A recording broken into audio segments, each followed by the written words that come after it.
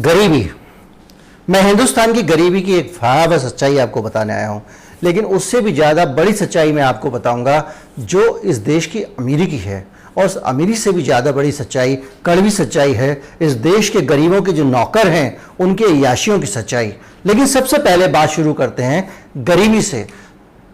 इस देश में गरीबी की हकीकत यह है कि 68% बच्चे, 68% यानी 42% लोगों को अगर आप छोड़ दें तो 68% बच्चे जो हैं वो कुपोषण के कारण 12 साल के होने से पहले दम तोड़ देते हैं। आप सोचिए 68% हमारे बच्चे, ये हाल इतनी, इससे ज़्यादा सर्वाइवल रेट तो सड़क के कुत्तों का होता है, आवारा कुत्तों का। उनके पास में ज़्यादा खाने के लिए होता है, उनके पास में ज़्यादा खाने के हालात होते हैं। 68 भी नहीं बल्कि 68.2% आंकड़ा जो है वो ये है कि हिंदुस्तान में बच्चे कुपोषण में जीते हैं। 5 साल की उम्र होने से पहले इस देश में करीब 37 बच्चे 1000 में से मारे जाते हैं। ये एशियन डेवलपमेंट बैंक का आंकड़ा, ये मेरा आंकड़ा नहीं है, ये इस मुल्क की हकीकत है। इस हकीकत को मैं आगे और क्या बताऊं आपको। $32 यानी आधा 32 रुपए, माफ कीजिएगा, 32 रुपए रोजाना कमाने वाले को यहां गरीब नहीं माना जाता है, जिसका परिवार 32 रुपए रोजाना कमा रहा है। वहीं पे ये संख्या आप देखिए दूसरे देशों में, अमेरिका में $14, हमारे यहाँ आधा डॉलर, वहाँ $14 कमाने वाला भी गरीब माना जाता है। इसी तरह से आप बात करें तो अर्जेंटीना की, तो वहाँ पे भी $11 कमाने वाला जो है वो गरीब में आता है, हमारे यहाँ आधा डॉलर वाला गरीब में है। इसके आगे आप जाएंगे तो आपको ये लगेगा कि ये अगर इस देश की ये स्थिति है तो उन हालात में इस देश के जो हमारे नेता हैं, इस देश का जो नेतृत्व है, उसकी क्या जिम्मेदारी बनती है। आपको बहुत सारी चीज़ें देख के तकलीफ होगी। मैंने भी हाल में जो हालात देखे, मैंने भी हाल में बहुत सारी चीज़ें देखी, उसके बाद मैंने ये वीडियो बनाने का फैसला किया। वो जो तस्वीर थी जिसने मेरे दिमाग में ये सारे आंकड़े जुटाने की बात डाली है, आगे बहुत सारे आंकड़े लाने वाला हूँ, वो तस्वीर थी अभी हाल में एक विमान खरीदा। हमारे देश के प्रधानमंत्री ने एक सुपर लग्जरी विमान खरीदा जो 5 स्टार होटल से भी ज़्यादा, 7 स्टार होटल वाली लग्जरी का विमान है। और उस विमान की आप देखिए उसकी हालत, मैं करूं तो उससे पहले आपको ये अंदाज़ा लग जाएगा कि विमान तो एक नमूना है, लेकिन मैं आपको बताऊंगा इस देश के प्रधान सेवक से लेके कलेक्टर तक, डीएम तक क्या नक्शे हैं इस देश के नौकरों के। ये वो सेवक हैं जो अपने आप को कोई सेवक कहता है, तो कोई जनसेवक कहता है, तो कोई प्रधान सेवक कहता है, और ये सब लोग उन 32 रुपए वालों के लिए काम करने के लिए चुने जाते हैं। ये उनके नौकर हैं, लेकिन ये इनकी तनख्वाहें देखिए। मैं आपको आगे बताता हूं कि जो विमान मोदी जी ने भी खरीदा वो 8,458 करोड़ रुपए का है, करीब 9,000 करोड़ रुपए का विमान। इस विमान में तमाम सारी सुविधाएं हैं, लग्जरी हैं, इसमें जैमर लगे हुए हैं ताकि जो हमारे इतने लोकप्रिय व्यक्ति जिसको इस देश के करोड़ों लोग चाहते हैं, उसकी जान को इतना बड़ा खतरा है, लेकिन राडार लगाया जाएगा। ऐसा विमान जो हवा में ही पेट्रोल भर लेगा, ऐसा विमान जो यहां से उड़ के जाएगा तो अमेरिका तक बीच में उसको रुकने की जरूरत नहीं है, 900 से 1000 किलोमीटर प्रति घंटे की रफ्तार से उड़ेगा, यूं जाएगा प्रधानमंत्री का विमान। ये नक्शे आप किस देश के, मैं ये नहीं कह रहा हूं कि लग्जरी नहीं होनी चाहिए, अमेरिका के राष्ट्रपति को शोभा देता है, आपको शोभा नहीं देता। आपके यहां पे लोगों के पास खाने को नहीं है, लेकिन सिर्फ विमान की बातचीत करने से नहीं होगा। ये तो आपने सोशल मीडिया में पिछले दिनों देखी होगी, और भी बहुत सारे आपको आंकड़े पढ़ने को मिल जाएंगे। लेकिन इस देश के जो सेवक हैं, जनसेवक, उनकी नक्शेबाजियों के मैं और किस्से आपको बताता हूं। इस विमान को अगर छोड़ भी दें तो आपको मैं लेके चलता हूं खुद प्रधानमंत्री कार्यालय की वेबसाइट पे। इस देश के प्रधानमंत्री की विदेश यात्रा के खर्चों की मैं बात करूं तो आप खुद देखिए, वेबसाइट आपके पास में पीछे आपको दिख रही होगी। इस देश में 993 करोड़ रुपए की जो है विदेश यात्राएं की हैं प्रधानमंत्री ने, और वो भी, उसमें भी बहुत सारे आंकड़े, ब्राजील की यात्रा का आंकड़ा, ये आंकड़े, बहुत सारे आंकड़े छूटे हुए हैं जो अभी डिस्क्लोज ही नहीं किए गए हैं, जो आ रहे हैं अभी। साल भर हो गया, आंकड़े ही आ रहे हैं प्रधानमंत्री कार्यालय ने कितना खर्चा किया। देश के प्रधानमंत्री के पास सूचना देने के लिए उसके अपने किराए के आंकड़े नहीं है, वो भी आ रहे हैं, और ये किराए के आंकड़े हैं। वहां रहना, घूमना फिरना, खाना पीना, और जो लाओ लश्कर चलता है उसके खर्चे, वो सारे के सारे खर्चे इसमें शामिल नहीं है। आप देखिए, एक तरफ 32 रुपए कमाने वाला इस देश का आदमी है, दूसरी तरफ सिर्फ उस आदमी की सेवा करने के लिए, उस आदमी का ख्याल रखने के लिए वोट लेकर जो आदमी आता है, उसके नक्शे हैं।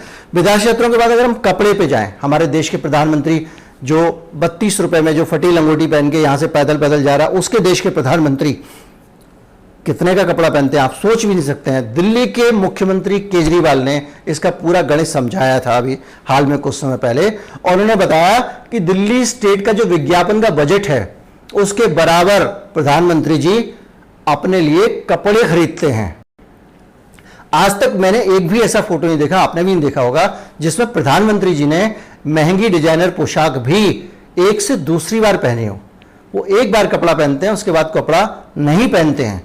लेकिन कोई सोचिए कि ये जनसेवक हैं, ये हमारे देश का संविधान का स्ट्रक्चर है। मैं ये नहीं कह रहा हूं कि ये पहले प्रधानमंत्री हैं, अरे प्रधानमंत्री को ये सब करने की सुविधा मिली ना, तभी तो वो कर रहे हैं। इस देश में सुविधा है ही क्यों?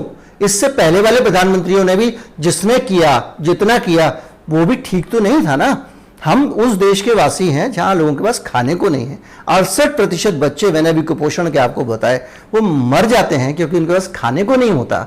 68.2% बच्चे, और उस देश के प्रधानमंत्री जो है वो इस तरह का ऐशो आराम करें। और मैं सिर्फ प्रधानमंत्री नहीं, अभी आऊंगा धीरे धीरे करके मुख्यमंत्रियों पे भी आऊंगा, ताकि आपको ये न लगे कि मैं किसी एक पार्टी की या किसी एक नेता की बात करना चाह रहा हूं हाल ही में। लेकिन उस पर आने से पहले मैं ये आंकड़ा भी आपसे छुपाना नहीं चाहूंगा कि अभी हाल में जब सूर्य ग्रहण देख लेके प्रधानमंत्री जी ने अपनी फोटो खिंचवाई थी, तो उसमें उन्होंने एक चश्मा पहना हुआ था, उसकी कीमत 1,40,000 रुपए है, और ये सब रिकॉर्ड पे है, ये कहीं कुछ छिपा हुआ नहीं है। अब प्रधानमंत्री की बात करते करते अगर मैं, जाहिर बात है कि प्रधानमंत्री की ही बात करूंगा तो इस देश में बहुत बड़ा ये हो जाएगा कि वो वीडियो खत्म हो जाएगा और बातें खत्म नहीं होंगी। लेकिन मैं आगे बढ़ना चाहता हूं। दिल्ली जैसे राज्य के मुख्यमंत्री अरविंद केजरीवाल 4 लाख रुपए महीने वेतन लेते हैं। उनका यह वेतन किसी और ने तय नहीं किया, उन्हीं की पार्टी की सरकार है, उन्होंने विधानसभा में प्रस्ताव पारित कर दिया। 4 लाख रुपए महीने का वेतन है, इसके बाद नौकर है, गाड़ी है, कपड़े हैं। कपड़े वो ज्यादा नहीं पहनते हैं, लेकिन उनका जो है वो ट्रांसपोर्ट है, घर-बार है, अंधाधुंध चाय पानी के खर्चे, लाखों रुपए के चाय के बिल आते हैं। ये 4 लाख रुपए वेतन के अलावा अलग से मिलते हैं। 4 लाख तो सूखे मिलते हैं जिसको वो अपनी जेब में रख सकते हैं, उसका कुछ भी कर सकते हैं उनके निजी खर्चे के लिए। उनकी रसोई में भी जो है वो खर्चा, रसोई का भी जो है वो सरकारी खर्चे से निकल आता ही होगा, निकाला जा सकता है, क्योंकि इतना ज़्यादा हॉस्पिटलिटी पे खर्च करना पड़ता है। तो चलिए, इससे मैं आगे आता हूँ कि अब आप कहेंगे कि देखिए, और ये वही मुख्यमंत्री हैं, अभी अच्छा याद आया, जो शपथ लेने गए थे तो बड़े भारी जनसेवक बन के दिल्ली मेट्रो में बैठ के यात्रा करने गए थे। वो ये दिखाना चाहते थे कि उस देश के बहुत बड़े सेवक हैं। लेकिन आप फिर याद कीजिए उस आदमी को जो पैदल अपने घर गया था, फटिहाल आदमी जो बोरियों में सामान घर करके लेके गया था, उसके ये सेवक हैं। और उन सेवकों की आप नक्शे देखिए, इनके ऐशो आराम देखिए। लेकिन बात किसी एक पार्टी की नहीं है। मैंने आपको फिर एक उदाहरण देता हूं। दिल्ली के पूर्व मुख्यमंत्री थे साहिब सिंह चौहान, जब उन्होंने पद छोड़ा और घर जा रहे थे तो वो डीटीसी बस में बैठ के गए। ड्रामा भरपूर है, सेवा दिखती भरपूर है, लेकिन सेवा के नाम पे सिर्फ मेवा मेवा और मेवा, ये इस देश के जनप्रतिनिधियों का हाल है। ये कहीं तो रोकना पड़ेगा ना कहीं तो इस पर बात करनी पड़ेगी ना। हम लोगों ने इसको आदत डाल लिया है कि भैया ये सब तो होता रहता है, मैं भी किसी और रोचक विषय पे वीडियो बना देता, कुछ और बना देता, लेकिन इसमें वो बात नहीं आती। आपको ये समझना पड़ेगा, इस देश के लोगों को जागरूक होना पड़ेगा कि क्या वाकई जनसेवक जनसेवक हैं, या वो एक व्यापार बन गया है, करोड़ों अरबों रुपए खर्च करो और वो जनता का सेवक बनने की जगह जनता का बॉस बन जाओ, बाद में हंटर चलाओ। मुख्यमंत्री से आगे आए तो आपको अफसरों पे लेके चलते हैं, ठीक है। एक जिले के डीएम का वेतन हिंदुस्तान में 78,000 रुपए महीने है। ये भी नौकर चाकर, गाड़ी, बंगला और बहुत सारी सुविधाओं के अलावा है। उनके घर में पुताई उनको नहीं करनी पड़ती, उनके घर में उनको कोई काम नहीं करना पड़ता। 78,000 रुपये उनको सूखे आते हैं। इसके अलावा कोई भी काम करेंगे सरकार का, अगर वो कहीं काम से जाएंगे तो यात्रा का पैसा मिलेगा, अगर वो कहीं पार्टी दे रहे हैं तो यात्रा का पैसा, सरकार का पैसा, वो सारा का सारा है। और एक बात और बताऊं मैं आपको कि इतना ज़्यादा बड़ा लग्जरी जो है वो जीवन इस देश के सेवक जी रहे हैं। वो डीएम साहब भी तो लोक सेवक ही है ना, उनका नाम भी लोक सेवक है। लेकिन डीएम का नाम मैंने इसलिए जिक्र किया कि हिंदुस्तान का ये लगभग सबसे छोटा अफसर होता है, इससे छोटा कोई आईएएस अफसर नहीं होता। उसकी भी वेतन जो है वो 78,000 रुपये है, और इसके अलावा तमाम सारा जो है वो लाखों रुपए महीने का उनको दूसरी सुविधाएं मिलती हैं एक आईएएस अधिकारी को। मैं प्रिंसिपल सेक्रेटरी और चीफ सेक्रेटरी वगैरह के वेतन की तो बातें नहीं कर रहा जो प्रधानमंत्री के आसपास पहुंच जाता है। मैंने प्रधानमंत्री के वेतन की भी बात नहीं की, इसलिए क्योंकि मैं करूंगा तो बहुत ज़्यादा फैलता चला जाएगा। लेकिन हमने अगर डीएम के आवास की बात की है तो मैं प्रधानमंत्री के आवास की बात भी करूंगा। प्रधानमंत्री का आवास जो है 7 लोक कल्याण मार्ग, फिर याद दिला दूं, इस सरकार ने नहीं बनाया है। लोक कल्याण मार्ग 5 बंगलों को, लुटियन के बड़े बड़े 5 बंगलों को मिला के बनाया गया है। 12 एकड़ में बना हुआ है, 12 एकड़ में। आप जानना चाहेंगे कि उस इलाके में जमीन की कीमत क्या है? उस इलाके में मैं आपको ये जो देख रहे हैं नीचे, 1 बेडरूम का फ्लैट 1,35,000 रुपये महीने किराए पे मिलता है।